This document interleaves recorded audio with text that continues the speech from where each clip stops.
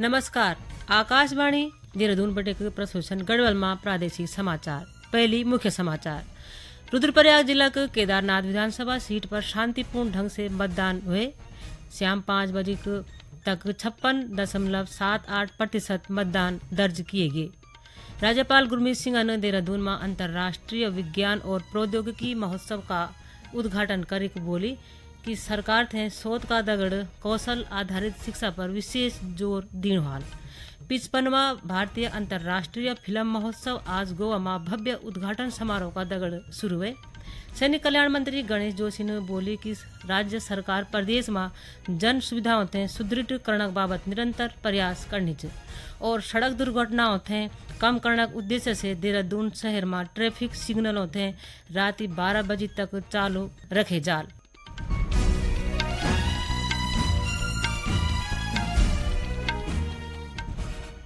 बेखुंदा समाचारों दगड़ मीमीना उनियाल और अब समाचार विस्तार से। रुद्रप्रयाग जिला का केदारनाथ विधानसभा सीट पर आज शाम मतदान शांतिपूर्ण ढंग से संपन्न हुए। निर्वाचन आयोग का अनुसार शाम 5 बजे तक 56.78% मतदान दर्ज किए गए। हालांकि अंतिम आंकड़ा अभी आण बाकी छिन। मतगणना 23 नवंबर को हुई। एक रिपोर्ट। विधानसभा उपचुनाव में भाजपा कांग्रेस सहित 6 प्रत्याशियों के राजनीतिक जीवन का फैसला ईवीएम में बंद हो गया है। 23 नवंबर को मतगणना होगी, जिसके बाद केदारनाथ विधानसभा को अपना नया विधायक मिल जाएगा। बुधवार को केदारनाथ विधानसभा उपचुनाव के लिए सुबह 8 बजे से मतदान शुरू हुआ। सुबह कड़ाके की ठंड के चलते कई पोलिंग बूथों पर शुरुआती आधे घंटे तक गिनती के वोट पड़े, पर दिन चढ़ने के बाद पोलिंग बूथों पर मतदाताओं में खूब उत्साह देखने को मिला। दोपहर बाद से अधिकांश पोलिंग बूथों पर मतदाताओं की लंबी लाइन लगी थी, जो देर शाम तक बनी रही। उधर द्वितीय केदार भगवान मधमेश्वर मंदिर के कपाट बंद होने के बाद चल उत्सव विग्रह डोली के गौंडार गांव पहुंचने के बाद ग्रामीणों ने अपना मतदान किया। ग्रामीण क्षेत्रों में महिलाओं के द्वारा पहले खेतीबाड़ी व पशुपालन से जुटे काम निपटाए गए, उसके बाद वह मतदान के लिए पोलिंग बूथों पर पहुंची। केदारनाथ विधानसभा में निष्पक्ष व शांतिपूर्ण मतदान के लिए प्रशासन व पुलिस द्वारा सभी पुख्ता इंतजाम किए गए हैं। यहाँ कुल 173 पोलिंग बूथों में 130 पर वेबकास्टिंग की व्यवस्था की गई है। यह पहला मौका है जब विधानसभा में 75% पोलिंग बूथों पर सीसीटीवी कैमरा लगाए गए हैं। जिला निर्वाचन अधिकारी डॉक्टर सौरभ गहरवार ने बताया कि विधानसभा उपचुनाव में मतदान शांतिपूर्ण रहा। कहीं से भी किसी अप्रिय घटना की सूचना नहीं मिली है। आकाशवाणी समाचार के लिए रुद्रप्रयाग से विनय बहुगुणा। राज्यपाल लेफ्टिनेंट जनरल गुरमीत सिंह ने आज देहरादून में अंतर्राष्ट्रीय विज्ञान और प्रौद्योगिकी महोत्सव 2024 का उद्घाटन करी। ये अवसर पर उन बोली कि सरकार थे नवाचार और शोध का दगड़ ही कौशल आधारित शिक्षा पर विशेष जोर दीण वाल। ये बाबत जरूरी च कि स्कूली जीवन से ही विद्यार्थियों थे वैज्ञानिक दृष्टिकोण से समृद्ध किए जाओ। कार्यक्रम थे संबोधित करके राज्यपाल ने बोली कि विज्ञान और प्रौद्योगिकी वर्तमान समय की जरूरत यहाँ थे स्वीकार करी बिना प्रगति और विकास संभव नीच। सूचना और प्रसारण मंत्री अश्वनी वैष्णव ने आज बोली कि भारत की रचनात्मक अर्थव्यवस्था $30 बिलियन का उद्योग का रूप में उभरी। श्री वैष्णव ने अंग्रेजी और हिंदी का समाचार पत्रों में प्रकाशित एक लेख में यह बात बोली।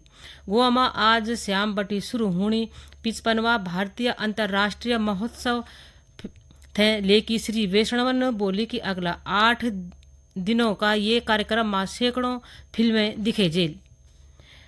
55वां भारतीय अंतर्राष्ट्रीय फिल्म महोत्सव आज गोवा में भव्य उद्घाटन समारोह का दगड़ शुरू हुए। ये महोत्सव ये महीना का 28 तारीख तक चलल।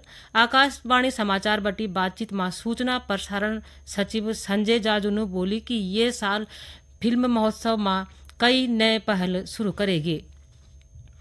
पर्यटन मंत्री सतपाल महाराजा ने अधिकारियों थे उत्तराखंड यात्रा विकास प्राधिकरण का गठन पर तत्काल कार्यवाही करने के निर्देश दें। आज देहरादून में आयोजित बैठक में उन गढ़वाल मंडल विकास निगम और कुमाऊं मंडल विकास निगम का एकीकरण का संबंध में भी तत्काल कार्रवाई करना निर्देश दें। उन रुद्रप्रयाग जिला का दुरुस्त गांव ब्यूखी थे पर्यटन गांव बनाने का अलावा Nath circuit, Pandav circuit, Vivekananda circuit और रविन्द्रनाथ टैगोर सर्किट बनाने की प्रक्रिया पर जोर दे। चमोली जिला में स्थित बद्रीनाथ मंदिर का कपाट बंद होने का बाद धाम में 2 दिवसीय सघन सफाई अभियान चलेगी। बद्रीनाथ नगर पंचायत का दगड़ विभिन्न स्थानों से 1.5 टन अजैविक कूड़ा एकत्र किए गए। अभियान का दौरान ब्रह्म कपाल, आस्था पथ, तप्तकुंड, मुख्य बाजार का दगड़ी, माणा गांव में भी सफाई अभियान चलेगी। प्राप्त जानकारी के अनुसार सर यात्रा अवधि का दौरान अजैविक कूड़ा का निस्तारण पर जिला प्रशासन थे 8 लाख की आय हुए। ये समाचार आकाशवाणी देहरादून बटी प्रसारित किए जाना छन। कृषि और सैनिक कल्याण मंत्री गणेश जोशी ने बोले कि मुख्यमंत्री पुष्कर सिंह धामी का नेतृत्व में राज्य सरकार प्रदेश में जन सुविधाओं थे सुदृढ़ करने को निरंतर प्रयास करनी चाहिए। श्री जोशी ने आज देहरादून का गढ़ी कैंट में निर्माणाधीन सामुदायिक भवन का निरीक्षण का दौरान ये बात बोलिन।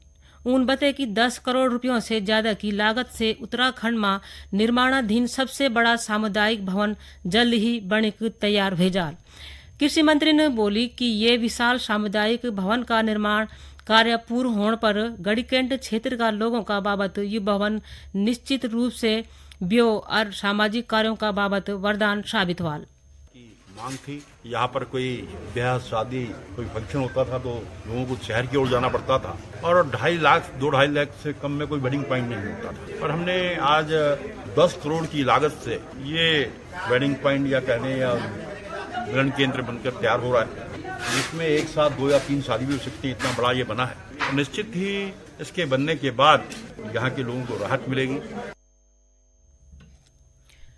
राजधानी देहरादून का ओएनजीसी चौक पर भीषण सड़क हादसा का बाद अब शहर का सभ्य ट्रैफिक सिग्नलों थे रात 12 बजे तक चालू रखे जाल।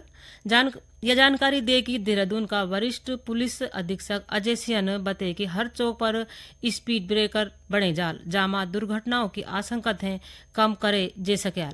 उन बताए कि पुलिस विभाग का छाड़बटी दुर्घटनाओं थे कम करने का हर संभव प्रयास किए जाना छन।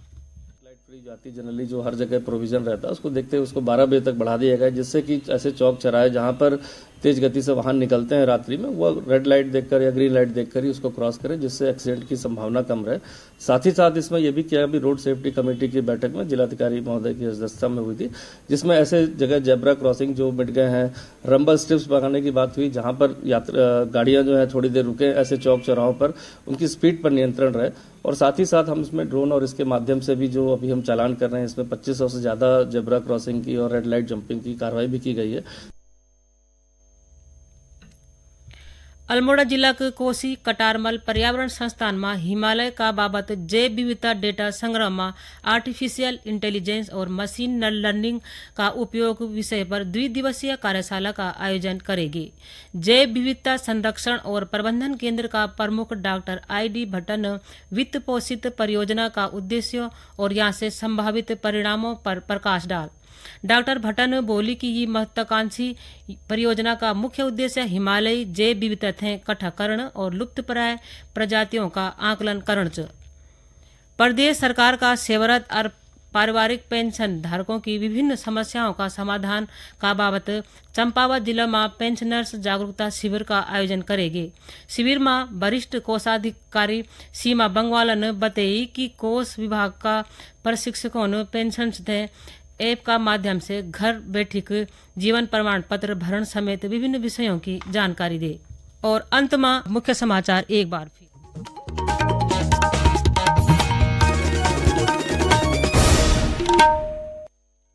रुद्रप्रयाग जिला के केदारनाथ विधानसभा सीट पर शांतिपूर्ण ढंग से मतदान संपन्न हुए। शाम 5 बजे तक 56.78% मतदान दर्ज किए गए।